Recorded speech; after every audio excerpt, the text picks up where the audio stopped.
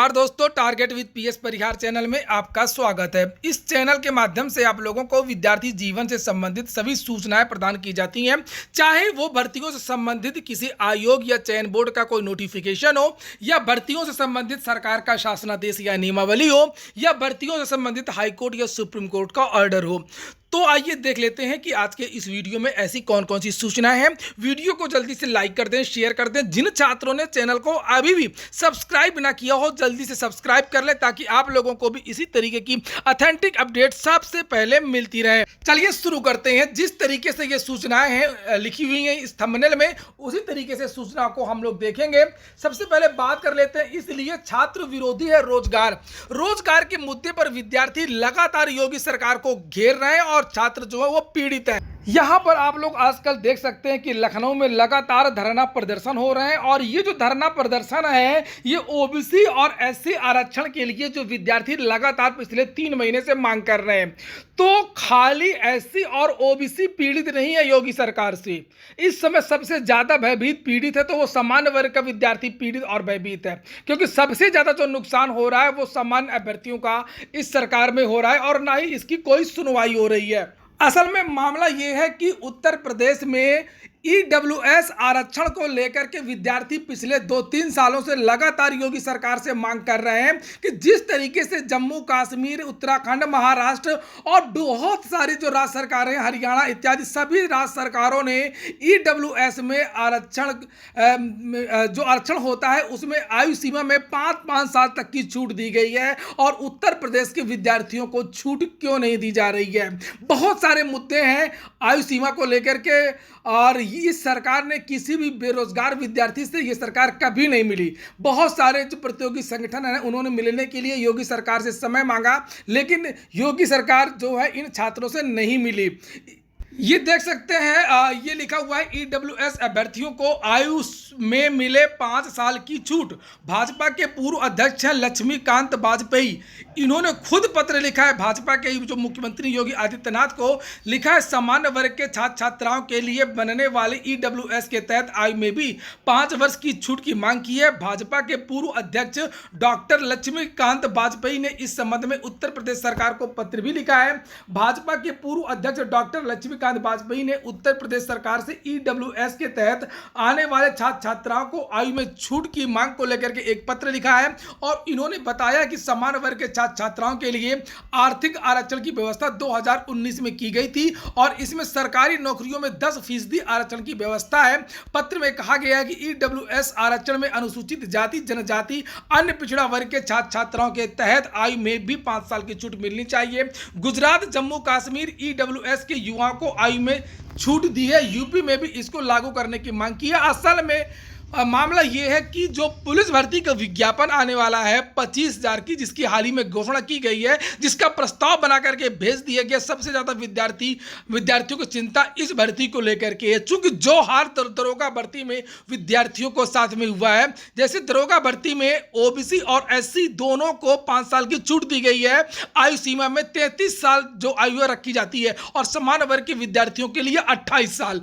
5-6 साल बाद भर्ती आती है। बहुत सारे विद्यार्थी दरोगा भर्ती में बाहर हो गए, हालांकि वो मामला कोर्ट में चल रहा है। सरकार ने तो एक भी बात इन विद्यार्थियों की नहीं सुनी। विद्यार्थियों ने कहा था कि 2018 से 2017 से आयु की गणना की जाए, लेकिन सरकार ने इस बात को नहीं माना, और साथ में ईडब्ल्यूएस का जो रिजर्वेशन की जो मांग की थी गरीब जो छात्र हैं उन लोगों ने, लेकिन इन विद्यार्थियों की बात भी नहीं मानी गई। और जो सिपाही भर्ती का जो विज्ञापन आने वाला है उसमें भी जो आयु की गणना है वो जब विज्ञापन आएगा उस समय की जाएगी, और बहुत सारे विद्यार्थी एक बार में जो 22 साल की जो आयु होती है सामान्य वर्ग की, वो सब बाहर हो जाएंगे। इसलिए अब ये विद्यार्थी चाहते हैं कि सरकार ईडब्ल्यूएस में जल्द से जल्द जो है छूट दे। इसके लिए विद्यार्थियों ने एक टेलीग्राम ग्रुप भी बनाया हुआ है, मैं आपको डिस्क्रिप्शन में वो लिंक दे दूंगा, आप लोग लिंक में जाकर के वहां ज्वाइन कर सकते हैं। जिस तरीके से विद्यार्थी ईडब्ल्यूएस के लिए अपना अभियान चला रहे हैं, मांग कर रहे हैं, उच्चाधिकारियों से मिल रहे हैं, मंत्रियों से मिल रहे हैं, राष्ट्रपति प्रधानमंत्री को जो पत्र लिख रहे हैं, जो भी प्रक्रिया हो रही हैं, और अगर आप लोग भी चाहते हैं कि ईडब्ल्यूएस में आरक्षण में जो आयु सीमा में छूट मिलनी चाहिए, तो आप भी उस ग्रुप को ज्वाइन कर सकते हैं। मैं दिखाता हूं ये जो पत्र विद्यार्थी भेज रहे हैं, राष्ट्रपति, प्रधानमंत्री, मुख्यमंत्री सभी को भेज रहे हैं, और इस पत्र में यहाँ पर लिखा हुआ है उसी आरक्षण के बारे में कि गुजरात सरकार ने 5 साल की आयु सीमा में छूट प्रदान की है। महाराष्ट्र सरकार ने भी 5 साल की आयु सीमा में छूट दी है। गुजरात और महाराष्ट्र अभी जुलाई 2020 में जम्मू कश्मीर जो कि केंद्र शासित राज्य है और इसको बीजेपी सीधे गवर्न करती है, SC ST और OBC को जो छूट दी जाती है वही छूट जो आयु में EWS कैटेगरी को भी दी जाती है। हरियाणा सरकार ने भी EWS कैटेगरी को पुलिस भर्ती में 5 साल की छूट दे दी है। और यहाँ पर बहुत सारे राज्यों के बारे में बहुत सारी तो जानकारियाँ दी गई हैं और यहाँ पर वो चस्पा भी किए गए हैं जो नोटिफिकेशन इत्यादि है। जैसे ये देखिए लिखा हुआ है गुजरात सरकार का नोटिफिकेशन है, उसमें किसी भर्ती में ये छूट दी गई है 5 साल की EWS को SC ST OBC के साथ में। और वहीं पर ये महाराष्ट्र सरकार का एक भर्ती का जो नोटिफिकेशन है पुलिस भर्ती का नोटिफिकेशन है और यहाँ पर देख सकते हैं EWS लिखा हुआ है और EWS के जो विद्यार्थी हैं इनको भी जो छूट दे दी गई है। और इसी तरीके से यहाँ पर जम्मू कश्मीर के बारे में भी लिखा हुआ है, महाराष्ट्र, गुजरात और भी दिखाता हूँ मैं हरियाणा सरकार के बारे में भी दिया हुआ है कि हरियाणा सरकार ने भी EWS को छूट दिया हुआ है। तो इस तरीके से ये जो विद्यार्थी मांग कर रहे हैं। और इसी तरीके से उत्तर प्रदेश लोक सेवा आयोग से विद्यार्थियों ने कई बार मांग किया था कि PCS के पैटर्न में बदलाव हुआ है, कोरोना की वजह से भर्तियों में लेट लतीफ़ी हुई है, तो कम से कम जो है आयु सीमा में छूट दी जाए और वेटिंग लिस्ट जारी की जाए। तो इसके बारे में भी उत्तर प्रदेश के मुख्यमंत्री ने और लोक सेवा आयोग ने कुछ भी जो है बयान नहीं दिया। चलिए अब बात कर लेते हैं बिहार PCS की बम्पर भर्ती विज्ञापन सूचना 67वीं BPSC की बात हो रही है। कब नोटिफिकेशन आएगा, पदों की संख्या कितनी है, इन सब के बारे में आज समाचार पत्र के माध्यम से भी जानकारी दे दी गई है। पदों की संख्या बढ़ रही है और इसका जो नोटिफिकेशन है वो 1 सप्ताह के अंदर अंदर आ जाएगा। ये देखिए लिखा हुआ 67वीं BPSC 88 SDM व 133 RDO समेत अब 500 पदों पर नियुक्ति होगी। 12 दिसंबर को होगी प्रारंभिक परीक्षा। PT में प्रारंभिक परीक्षा में 3 लाख छात्रों के शामिल होने की संभावना है। 67वीं BPSC के लिए रिक्तियों की संख्या अब 365 से बढ़कर के 503 हो गई है। आयोग को नई रिक्तियां प्राप्त होने के बाद अब बिहार प्रशासनिक सेवा के अंतर्गत SDM के 88 पद हो गए हैं, जबकि ग्रामीण विकास विभाग से 133 ग्रामीण विकास पदाधिकारी RDO की रिक्तियां प्राप्त हुई हैं। BPSC के परीक्षा नियंत्रक अमरेंद्र कुमार ने कहा कि प्राप्त रिक्तियों में नगर निगम के कार्यपालक पदाधिकारी के पद भी शामिल हैं। वहीं विज्ञापन के बारे में भी जानकारी दी गई है कि 1 सप्ताह में BPSC का जो विज्ञापन है वो जारी हो जाएगा। आप लोग पूछेंगे क्या यूपी के विद्यार्थी वहां पर आवेदन कर सकते हैं, तो वहां बिल्कुल आवेदन कर सकते हैं। बहुत सारे विद्यार्थी आवेदन करते हैं और चयनित भी होते हैं। अंतिम सूचना है वीडियो 2018 पुनर्परीक्षा की।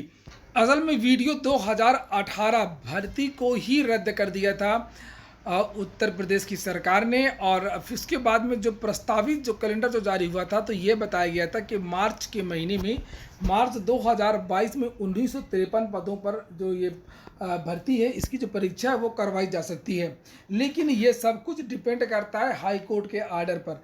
चूंकि जो विद्यार्थी इसमें अंतिम रूप से चयनित हुए थे वो कोर्ट चले गए थे, कोर्ट में केस चल रहा है इन विद्यार्थियों का ये कहना है कि जो भी जांच हुई है, जांच में जिन OMR में छेड़छाड़ पाई गई है उन विद्यार्थियों को बाहर कर दिया जाए और जिन विद्यार्थियों ने अपनी मेहनत से परीक्षा पास किया है उन विद्यार्थियों को नियुक्ति प्रदान की जाए।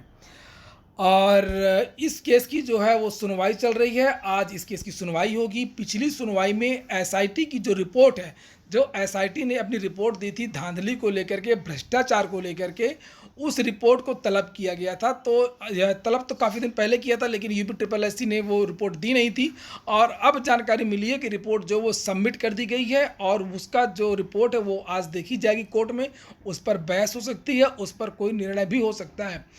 तो आज इसकी सुनवाई है और देखते हैं कि आज क्या होता है। जो भी अपडेट होगी मैं आपको इस चैनल के माध्यम से दे दूंगा आज शाम को एक वीडियो बना करके, और ये भी जानकारी मिलेगी कि कितनी OMR कॉपी में छेड़छाड़ हुई है, क्या हुआ है और केस जो है वो किस तरफ जा सकता है। तो न्यायालय का मामला है, न्यायालय में कुछ भी हो सकता है और ऐसी बात भी नहीं है। और न्यायालय के आर्डर पे ही इसकी जो पुनर्परीक्षा के बारे में यहाँ पर लिखा हुआ है वो चीज़ ये देखिए लिखा हुआ है पुनर्परीक्षा और माननीय उच्च न्यायालय में लंबित रिट याचिका के निर्णय के अधीन। इस नोटिफिकेशन में ही लिख दिया गया है कि इस निर्णय के अधीन और पहले वीडियो की जो परीक्षा है उसको पहले ही करवाने की योजना थी, लेकिन जब ये मामला कोर्ट में चला गया तो इसको सबसे लास्ट में रखा गया है। और लास्ट में ही बिल्कुल मार्च में ही इसका जो अंतिम जो परीक्षा कैलेंडर की जो डेट है वो मार्च के महीने में ही है। तो देखते हैं क्या होता है, और उसके बाद में जो भी जानकारी होगी आपको इस चैनल के माध्यम से दे दी जाएगी। ये हो गया आज का वीडियो अगर आपको अच्छा लगा हो तो लाइक कर दें। जिन छात्रों ने चैनल को सब्सक्राइब ना किया हो सब्सक्राइब कर लें। पूरा वीडियो सुनने के लिए बहुत बहुत धन्यवाद।